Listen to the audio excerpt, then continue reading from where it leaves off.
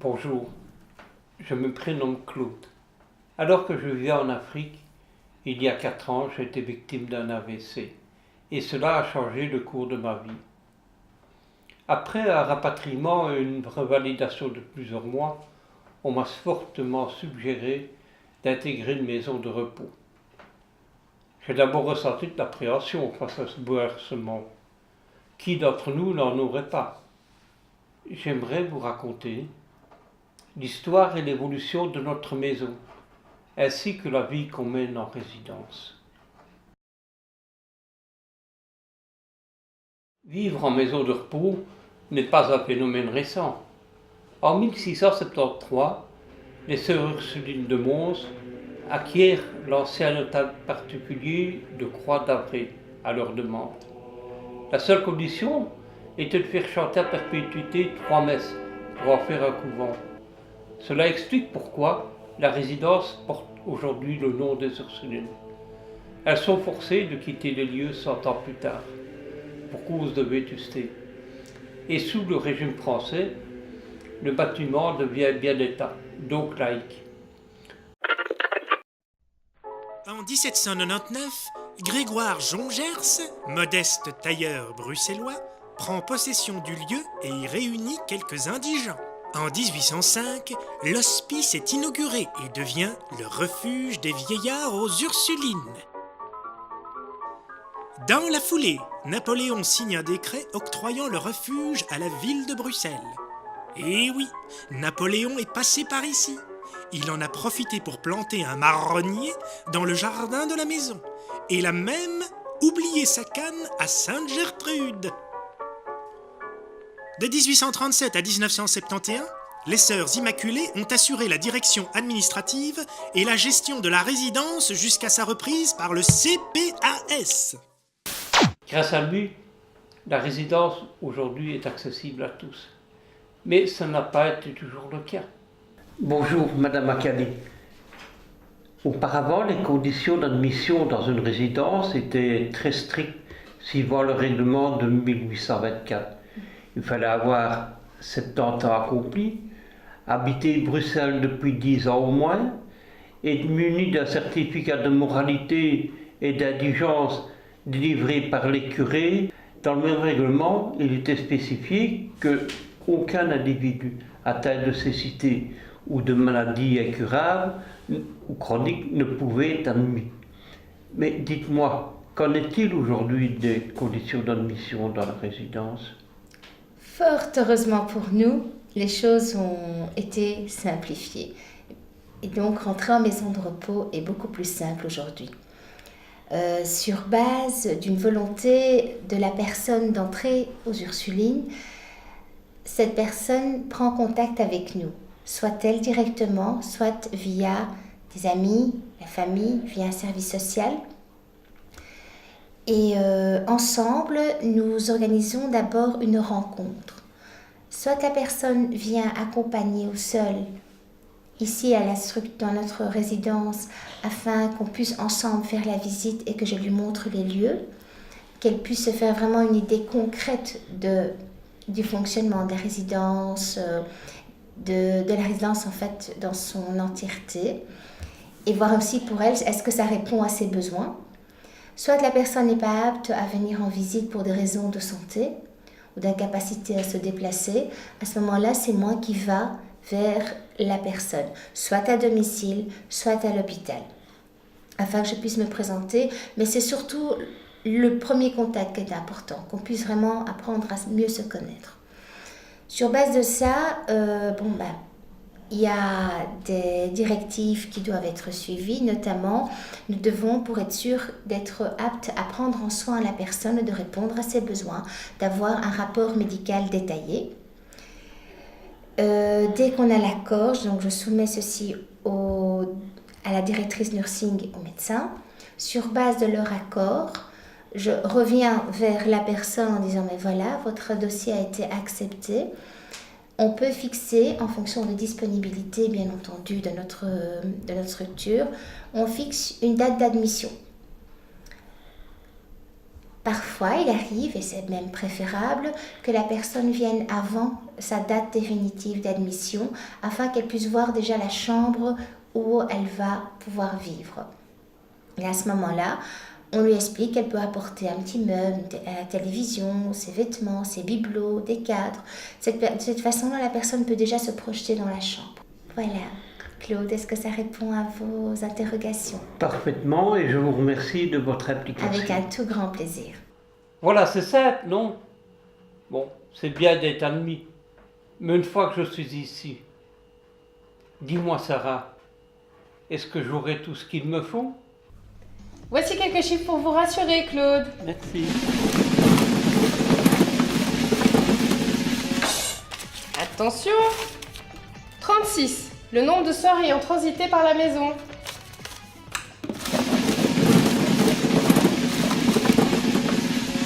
Tadadam. 119 lits, bientôt 167 après les travaux.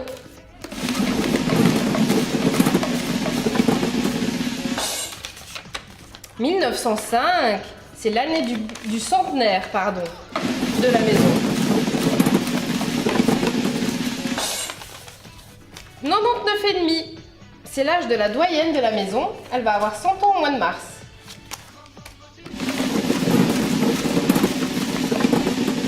Attention, roulement de tambour. Nous avons 70 soignants ici. Si ça peut vous rassurer. Oui. Ils seront petits soins avec vous. 120 nombre de membres du personnel. Au complet. Tout ça pour vous, Claude. Si vous le dites. Alors nous avons 8 places disponibles dans la camionnette Le Combi Rouge. Elle s'appelle Caroline parce que c'est la résidente qui a souhaité ça.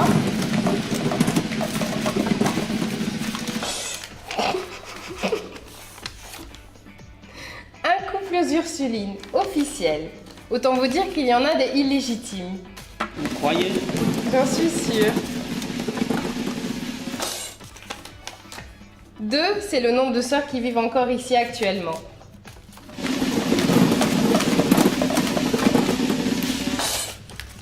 Et dernier chiffre, 42 hommes et 73 femmes, ce qui fait un total de 115 résidents. Ça vous fait pas peur de vivre avec autant de personnes, Claude? Bien sûr, Sarah. La vie est différente que celle que l'on mène chez soi. Mais elle s'organise en fonction des projets personnels de chacun. La vie en maison de repos, c'est comme partout. Elle est ce qu'on en fait. Mais si Claude avait été une femme et qu'il était né en 1824, il n'aurait pas eu le choix.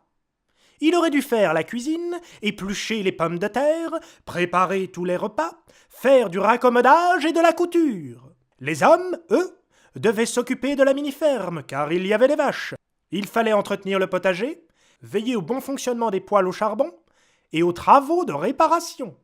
Et vous n'imaginez même pas les punitions infligées aux résidents lorsqu'ils avaient enfreint le règlement d'ordre intérieur. Aujourd'hui, les choses sont différentes. J'ai le choix, je peux faire de la lecture, jouer sur ma tablette, me connecter à Internet, travailler ma ligne. J'en ai besoin. Participer à l'atelier peinture, au mot croisé, au loto, etc. Au fil des décennies, beaucoup d'eau a coulé sous les ponts. La maison a évolué. De nouvelles activités ont vu le jour. Chaque résident organise son temps libre comme il en a envie. Il y a également de nombreuses activités extramuros, comme des expositions, des sorties, aller à la piscine. Chacun y participe s'il en a envie. Mais toutes ces nouveautés n'auraient pas été possibles sans un aménagement des lieux. Si le bâtiment des Ursulines est ce qu'il est aujourd'hui, c'est grâce à l'application de plusieurs bruxellois célèbres.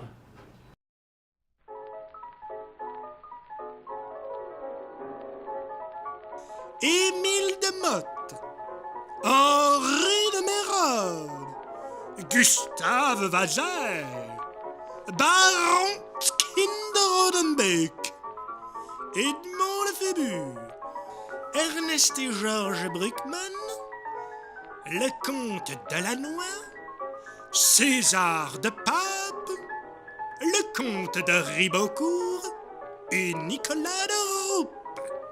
Ces noms vous disent quelque chose? Toutes ces personnalités ont été membres du conseil de surveillance des Ursulines et ont donné de leur temps, de leur denier et de leur talent pour contribuer à la perpétuelle évolution de la maison. En 1894, la famille Bruckmann est venue visiter le refuge et a entamé de nombreuses rénovations.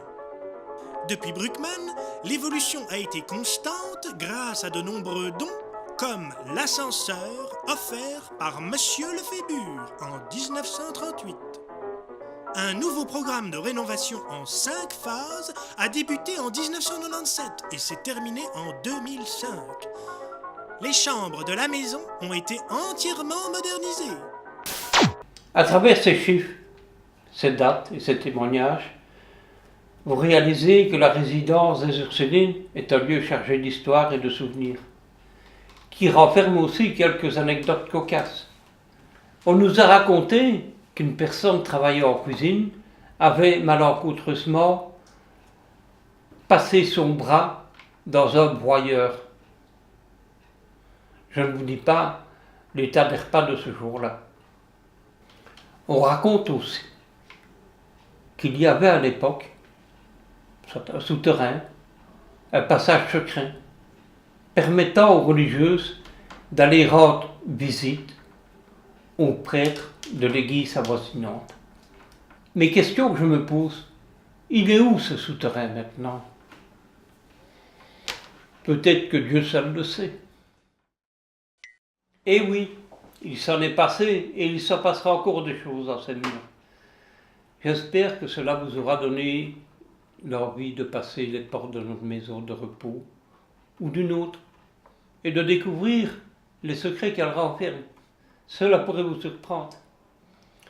Tous ensemble, résidents ou non, faisons la chasse aux préjugés, car les murs des résidences ne sont pas des murs de prison. Prenons le temps de vivre paisiblement en profitant du confort qui nous est octroyé. Je voudrais chaleureusement remercier les différentes personnes qui m'ont soutenu et aidé dans mes recherches. Je pense notamment à la direction de notre résidence, à la direction au service archives du CPS, aux archives de la ville de Bruxelles et de l'archevêché de Malines-Bruxelles, ainsi qu'aux différentes personnes qui se sont prêtées au jeu des interviews. Et bien sûr à Tra, sans qui rien n'aurait été possible. Je ne dois pas me recoiffer? Non, ça va. Ça ne vous fait pas peur de vivre avec 115 personnes, Claude? On pédale, on pédale, on pédale, on pédale, stop! Grand sourire, pouce! Yeah, super! J'allais dire Jean-Claude. Ce qui me fera un peu peur, c'est les 43 hommes. Ok, ouais. Mais on m'a toujours pas dit où je regardais. Toi, tu n'as Dieu que pour Sarah, je t'ai dit. Tu n'as Dieu que pour Sarah. Et tu peux regarder. Ce n'est pas nouveau, hein. Attention, il y en a qui vont être jalouses. C'est enregistré, hein, Claude.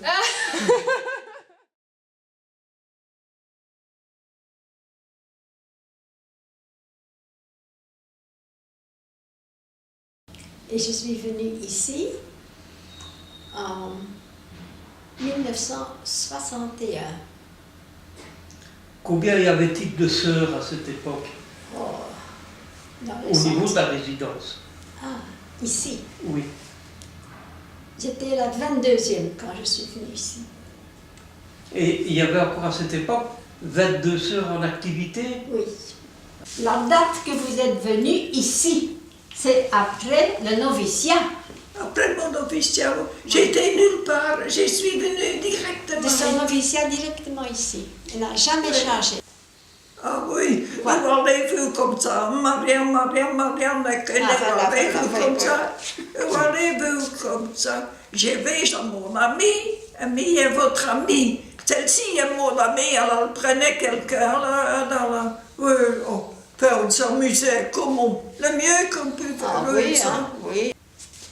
Jouer aux cartes, hein? Oui, oh oui, je jouais aux cartes. Vous aimez bien de jouer aux cartes? Oui. Mais ça a duré. J'ai gagné souvent. Parce qu'ils ne voyaient pas très bien, mais je voyais encore. On s'aimait bien parce que celle qui était là, on disait toujours, vous riez trop fort, vous parlez trop fort, ça n'entend pas là-bas. On ne vous entend pas là-bas. Parce que j'ai quand même 89 maintenant, hein? 90 au mois de juillet, si je peux aller jusque-là. Vous avez dit, il y a quelques instants, qu'il y avait de très nombreux centenaires. Donc vous avez encore le temps. Oui. Je n'ai qu'à vous dire un grand merci alors. Mais c'est nous qui vous remercions. Un très grand merci. C'est nous qui vous remercions. On va réécouter. Ça va aller. Ça va aller. Ça va aller.